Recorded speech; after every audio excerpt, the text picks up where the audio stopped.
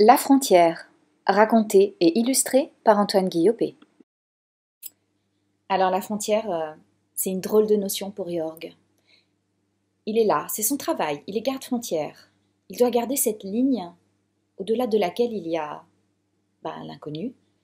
En tout cas, des gens qui ne doivent pas venir chez nous, mais on ne sait pas très bien pourquoi. Et tous les jours, il mène sa petite routine dans sa solitude inouïe.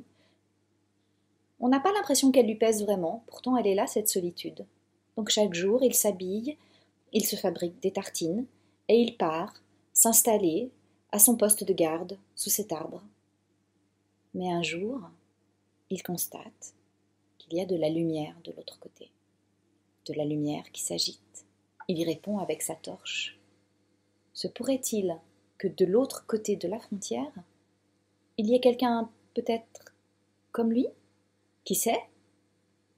D'ailleurs, un jour, quand il arrive à son poste de garde préféré, il y a un morceau de chocolat. Un morceau de chocolat. Cette personne a passé la frontière, donc. Notre Jorg est perdu. Et c'est là que le livre ouvre une deuxième fenêtre. Car nous voici du côté de Selma. Elle aussi, elle garde la frontière, mais de l'autre côté.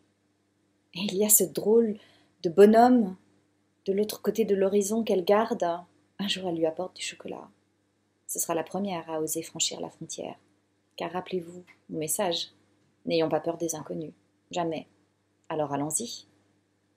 Ça, c'est l'arrivée d'Antoine Guillopé dans un exercice dans lequel on ne le connaissait pas, qui est l'exercice d'écrire une grande, belle histoire.